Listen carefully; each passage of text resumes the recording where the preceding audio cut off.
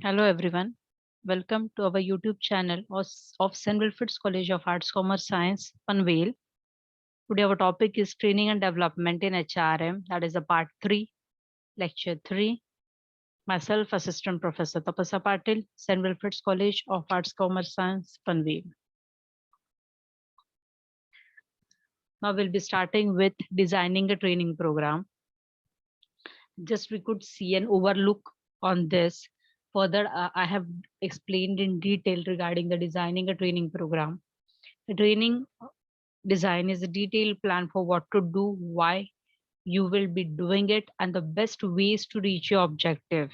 So there are the 8 steps. First is define purpose of activities, training and target audience.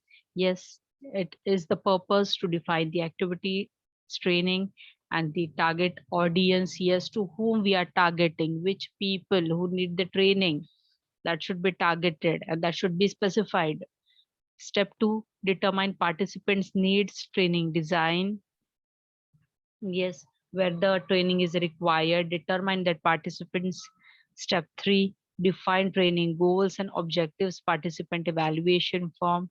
Yes, the training goals and the objective of participant should be properly defined in the evaluation form. Step 4, outline training content activities for the event. Step 5, develop instructional. Step 6, prepare the written. Step 7, step 8, determine the follow-up. Step 7 is the prepare and step 8 is determine the follow-up. Next, we are moving with how to design training.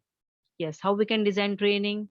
Identify the need for training. Yes, where exactly the training is required.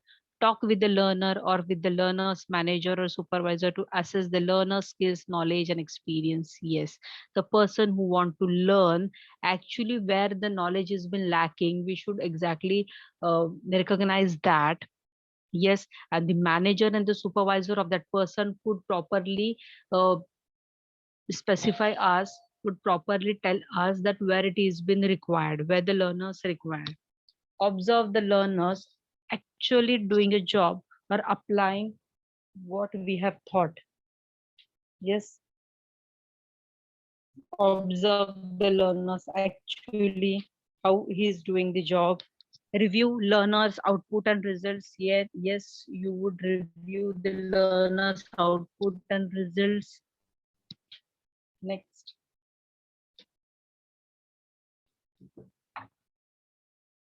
determine where there is a gap between what the learner needs to doing and where he or she actually doing. Yes, now what we could see the gap between where the learner needs the learning and what he or she is actually doing. Next, assess the need for instructor led training. Determine whether instructor led training is the best strategy for addressing the learner's needs. Yes, we should determine that instructor led training is the best strategy or not. Alternatives to the instructor led training would be reading assignments. Yes, alternative for the instructor to the led training would be reading assignments, web based training, self study plans, cross training by the colleague, or even performance counseling. Next, define training objectives. Define your objectives clearly and list them in writing. Yes, now what are your objectives? You have to define it clearly, list them in writing. Write simple statements of what specifically the employee will be able to do, know, believe, or understand after the training. Fourth, design the training. Yes, review basic instructional design format that is in the PDF form. Identify what the learner needs to know in order to achieving the learning objective. Yes, that need to be identified. Organize the learning content in logical steps. Yes, organize the learning content in logical steps. Design ways for the learner to demonstrate what they are learning. Yes, we should design the ways for the learner to demonstrate what they are learning. Develop the training. Create or bring together any supporting materials needed to do the training. Yes, now what the supporting materials you needed that should be bring together, that should be created.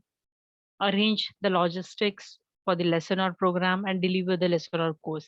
Yes, after arranging the things properly, deliver the trainees in the lesson form, in the lecture form, as an course. The course could be of 5 days, could be of the week, a monthly, 6 months. Duration would be decided by the training team. Next, evaluate the training. Ask participants for feedback about the training. Yes, we need to ask participants the how was the training and all.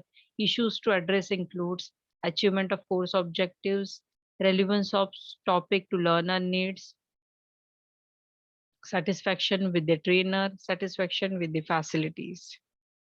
Yes, we should know we as we achieved the course objective, what the training they provided to us, have we achieved the same, the relevance of topic to the learner needs, satisfaction with the learner, are we satisfied with the trainer, what the trainer provided us the knowledge, are we satisfied with that, or satisfied with the facilities. This we need to give as in the feedback form. If someone asked you to provide the training, that person is also your client. Yes, ask them for feedback about how well the training met their needs and about what it was like working with you. Yes, someone asked you for training. After providing them training, it is your duty to ask them for feedback. Use the feedback to get to improve your instructional design and delivery. Next, we are moving with how to implement an effective employee training program in 4 key steps. Now, how we can implement the effective training program in 4 key steps. To learn how to develop a training program for your employees. Yes, how we can learn to develop the training program for the employees. Establish goal for your training program. Yes, what the training programs actually made the goals, where it made the goals, what are their objectives, to which trainees they want to give the training, what is their aim. This we need to establish it properly, that our training program want to reach where exactly, to provide the training to whom, that we should recognize it, establish it. Next, build an employee training plan. Yes, employee training directly we can't give it, that today we decided and after 2 3 hours we could start giving training. This is not an immediate doing thing. Immediately nothing is been done. We should properly plan the employee training plan, that particular employee where he's been lacking, where he need the training, that we should recognize it properly, and according to that we should prepare the training session for the particular faculty. Create employee training content. Yes, employee training content should be properly created, that in which area the employee need training, whether he would need training in the operations, whether that particular person need training in the proper sales, that how the sales should be done, or the training person properly need the how he need the training in IT department. So this we should recognize, and according to the content we should prepare for that. Track and improve, cultivate your content. Yes, track and improve is done for the training. Step 1, establish goals for your training program. In detail we are moving with, we need to establish the goals for your training program. This is the critical step in understanding the gap between the skills your users already have and where more training is required, that we should find out. Build an employee training plan. Yes, as I said before, employee training plan is been built properly, that in which areas we need to focus for the training, what you want your employee to be able to be differently. The best learning outcomes are specified and easily measurable. Step 3, create effective employee training experiences. The key focus of the step is create the compelling and impactful content and provide an effective learning experience for the end user. Step 4, track and improve. Learning and develop development programs aren't static. Yes, so the best one continually evolve and improve. Yes. Next, consider the following activities. Review online quiz results to see if particular questions are constantly answered incorrectly. Yes, online quiz also we can take, or for the particular questions we can set for that, and through that for which questions they have been giving the right answers and wrong answers, through which we can recognize it. Measure against the success criteria you identified in step 1 to determine if the training is having the desired effects. Yes, you can identify the success criteria through the step 1.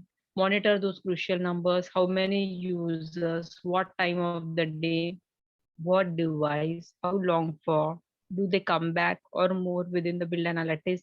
Review your support request to see where training could be created or improved.